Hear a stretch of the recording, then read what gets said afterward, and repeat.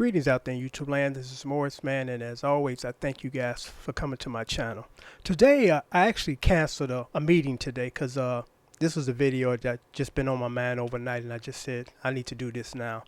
Because if I would have done it at a later time, my state of mind would be somewhere else. So I thought I would do this while it's fresh in my mind. Because again, my channel is composed of teaching you guys how to play music, and also just things that as an older man trying to pass on to a younger man, because that's kind of how it worked when I was growing up. The older, more wise guys kind of told us or schooled us, the younger dudes, as far as don't do this or try this and it don't work, you don't want to go through that, so just cut that out your life altogether. So I've always kind of had that in mind based on my upbringing. So I'm going to entitle this video Friends and Common Sense because, again, I think it's important to try to share some insight for the younger folks, because I appreciate the older guys that did it for me when I was growing up. And I'm going to start off by saying this. My definition of success is creating a balance, whether that's your professional life, your personal life, any other aspects of your life. And I think that's key if you can do that. You're a very successful person if you're able to do that. And all my life I've tried to do that, where no one feels like they have been neglected, And I'm going to start off with, the friend spiel. And I'm going to start off positive, and then I'm going to go not necessarily negative, but not as positive as it should be.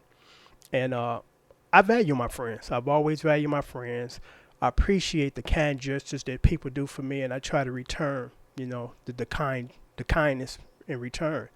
And I'm just going to start off by just kind of touching on some people that are true good friends, and one I'm going to start off with is my friend Curtis in California. How I met Curtis is years ago, about 6 years ago, I was selling some songbooks on eBay, and Curtis realized, I had some good stuff. So he's like, man, don't worry about eBay. Just send me a list through your email, and I'll buy whatever you got. So I sent him a list, and he basically purchased all of them. So we cut out the middleman. So throughout the years, we emailed each other, because we had that common interest in music and songbooks. And I got so comfortable with Curtis, even though I never met him, he lives in California, that I shared with him as far as what devastated my life in 2006, where I almost died, not once but twice. And the next day, unbeknownst to me, Curtis took a moment out of his day and did some research on what I was dealing with, and compile a list of doctors and people that might help me. And I was touched by that because I'm like, here's a man I don't even know. But he took a moment out his day to think about me and try to look out for me. That's a friend, somebody that does that kind of stuff. So I appreciate Curtis. We've been good friends ever since. And if there's anything that I can do for him, I got his back. My friend Joe, as you know, who hosts Tell It Like It Is with me. How that show came about was I met Joe maybe about 6 years ago, and he would come around and we have coffee together and talk. So we sit around the table just talking about these things that nobody wants to talk about, or just don't even think that they exist, or don't think they're a big deal. I said, man, one day I just grabbed my camera and just set it up on the table, and we just start talking.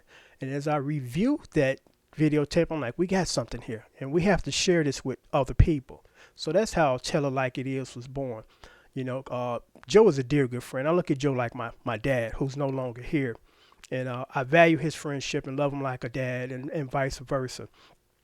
So, it's important that you look out for your friends, because if they're good friends, they look out for you. So I'm going to shift gears here a little bit because this is the appropriate time to do this. There's some people that I guess, I don't know if they lack a sense of certain things or they just don't care. I don't know, because it baffles me, because I know that nobody thinks like me. Everybody outlook on life is totally different from mine. But there is some common ground as far as, this just makes sense to do. It's logical for everybody, regardless of what mental plane you're on. So I got a buddy that I've known since I was a little guy. And from time to time, I do things for my friends that I just, out the kindness of my heart, the only thing in return, I'm just feeling this moment, and I'm like, I'm giving. So I had a custom guitar made for this guy, and I mailed it, shipped it to him. Dave made the guitar. Dave did a good job as usual. So I mailed it to him, didn't tell him it was coming. Then I got an email back. And the email was like a paragraph long. And it kind of went into this, you didn't have to do this. And friendship is not measured by what you give. I'm like, do I need to hear that? Because I know that. And there was something that was missing in the email. And what I do from time to time is run things past other people to see if they come to the same conclusion, because maybe I'm wrong. I don't claim to be right about everything. So I sat Joe down one day. I said, read this, Joe, and tell me what you think is missing. Joe read this, said, thank you. Hello. Exactly. A simple thank you. And I'm like, all of this, long, drawn out email that just even just say, hey, I thank you for your gesture. And I'm like, I've been dealing with this and dealing with this for like decades to say, hey, why is it that there's something missing, in your world where you can't just be a warm, kind individual and just respond like everybody else would, And I'm like, I'm at the stage in my life, I'm done with this bullshit. It's like the people that are toxic just got to go, just plain and simple, because I'm like, I'm nobody's teacher and I shouldn't have to prod you to do the right thing, So I'm like, this is a new decade, a new year, should I say. And it's like, I have no more tolerance and stamina for that, and I'll share this with you, and I'm not going to get real personal, but it's important that I share this with you because life is a learning experience. Every day you learn something new from other people. And I hate to say this, but, I'm not at the best standing with my family for the last several years because of this. My mother passed away in 2000. Actually, she died in 2004. And my mother had property, and it was paid for. And my brothers and sisters had a proposal, and they were on this side of the fence. I was the only one on this side of the fence. I said, I don't think this is a good idea. Matter of fact, I know it's not a good idea. Don't do it. Well, I think we should do it, blah, blah, blah. And they did it. 2 years later, my mother's house is gone. And you ask yourself, how does a house that's already paid for go away?